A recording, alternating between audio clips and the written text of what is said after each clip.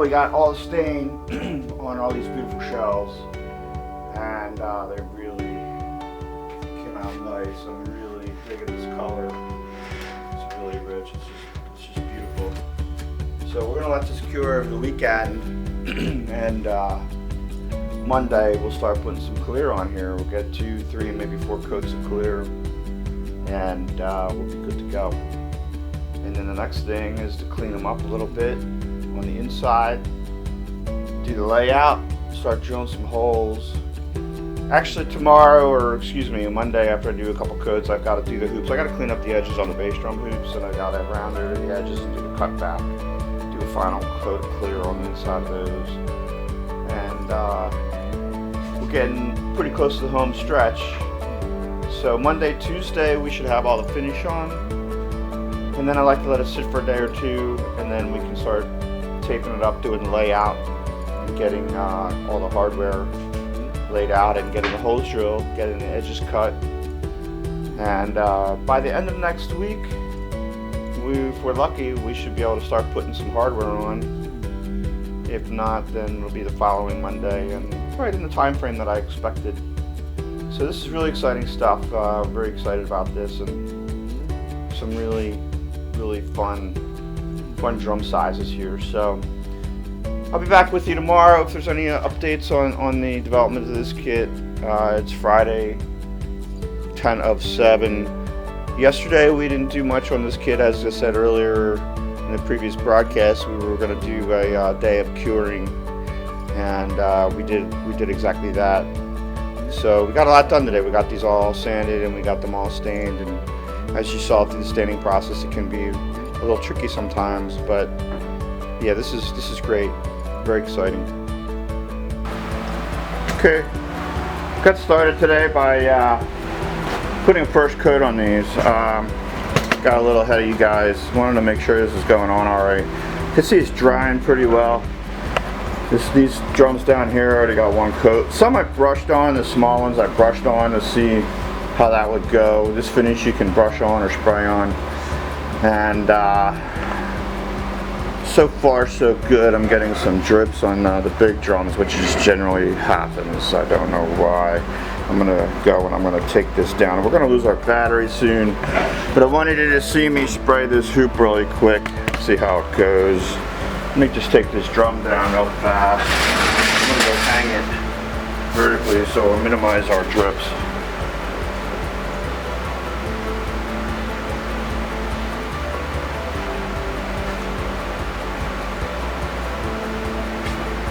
And here we go with the spray. Just a quick spray inside and out, and then this will dry for 2 hours.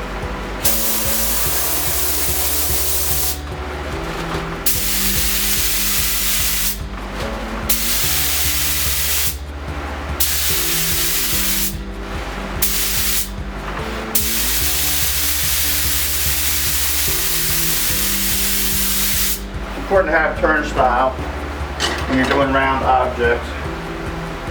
And once this is dry, then we'll clean up the edges and do the round over and do the back cut on the underside. And I always like to get a coat of finish on there first to do that. So we're gonna go plug the battery in.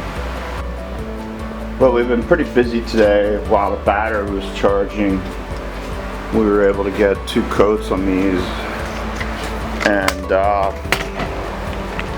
they look really good. We're about to sand them and do a 3rd coat, just even them out, scuff them if you will. But they really look beautiful. We made 1 change to the bass drum hoops. When we were rounding over the top edge, because the grain on the ash is so uneven and wavy, I was not getting an even line for my round over. It was dipping down and it was very wavy, so you had this beautiful red portion of the ash that was wavy around the edge, and normally it's a nice even line. So consequently what I did was I sanded the hoops down and got them so that I could just put stain on the whole area. And this is a nice option. This is an option I do frequently, actually. I really like it. It's a little more difficult to do that natural interior, but it depends on what my exterior is and how even I can get that that line, and if I can't get it perfect when I cut it, then this is option 2. So things are going great. What I'm going to do is I'm going to move you guys over to where I'm going to sand these, and we're just going to work one drum at a time. We also got some stuff glued up in Steve Zgray's new kit here. So we got some Purple Heart in this one, 2 birch drums, and then some mahogany in the bass drum. And the 2 floor toms for the kit are over here. So we're gonna go over here, and I'm gonna find my dust mask, which is actually over here. And I gotta put my shell prop back up so that we can sand these things nice, and we're not really doing a whole lot. It's basically scuffing them, I can say. Just very lightly getting them smooth so that the last coat can bond well. And I'm just going to put this in here.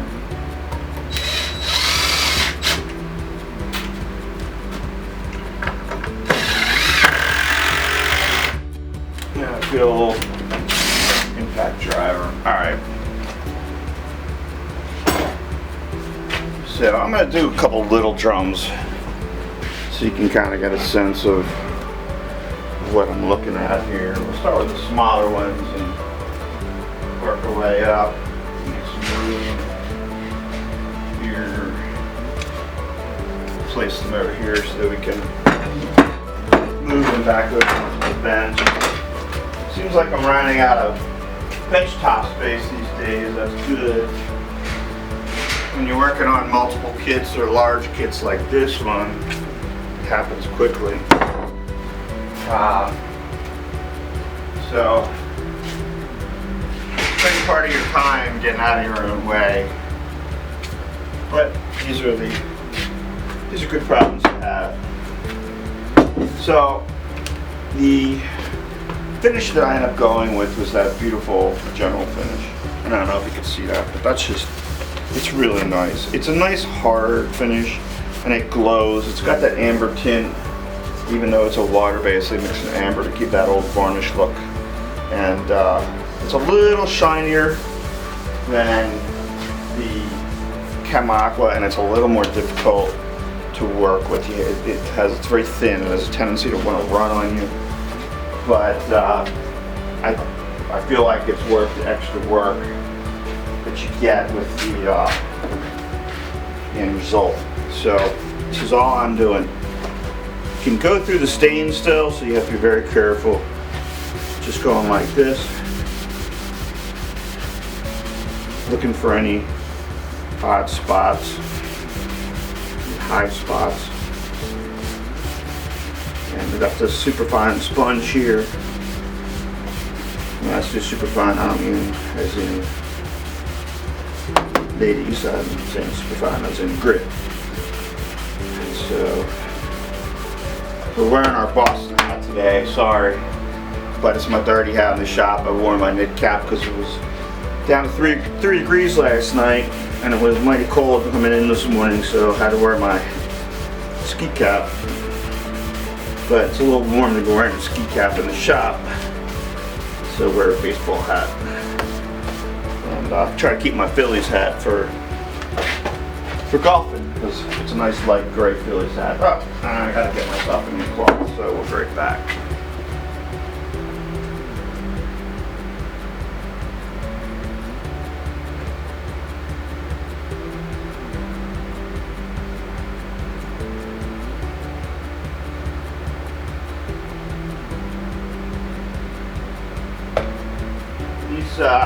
Microfiber cloths, I go through a lot of them, and I probably mentioned this already, but I wash them. I get a second life out of them.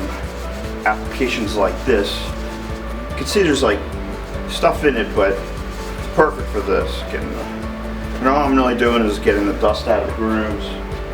Try to keep it over here out of the way, and then see, now that's ready for a third and hopefully final coat. And feels great, looks great, And I'm gonna put you over here and I'll let you watch me spray one coat. Let me get my glass.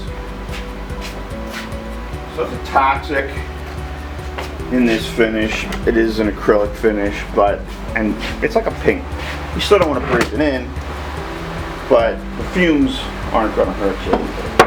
I mean, not you want to sit there and put your head over the can and suck it all in all day, but it's relatively harmless. So really all we got to do is keep the vapors out. So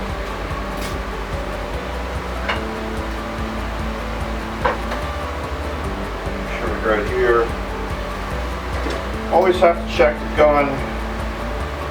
We got a little bit of finish in there enough to do some small drums, and we'll have to fill it again soon. So even though I wiped it off, I'm going to take time to remember that first click. It gets the just the air, and then you pull it all the way to get the material.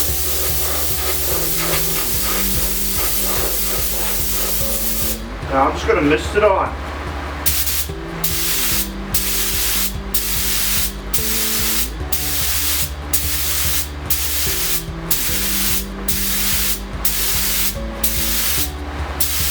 These small drums, it's real easy to put on too much. So I'm just misting it on, and voila, that's it. So hopefully that'll dry really nice for us. And go to town this week getting these drums together. So let's do a couple more. We'll sand a couple more, and it won't be so boring then going back and forth here. So let's do 13. Well, that's a really pretty drum. Grain on these is just fantastic. Really excited about this so far. It's up to me not to mess them up. So, just again, really easy. I'm not pressing hard at all. And all we're looking to do is just even that out. Taking off any high spots. I could have probably left these just as is, but I'm hoping to get a little bit more out of them by doing a third coat. A, I'm getting more protection, and B, they're just going to pop a little bit more. Need a little bit more sheen. So, see, it's not. First coat, when you sand it, it's always a little tricky. You can dig in too much and go down to that color, and then you gotta touch it up with the color, but you can do that with these, which is beautiful. Now the hoops, since I had to review the hoops, I'm gonna hit those before I leave. They should be dry enough.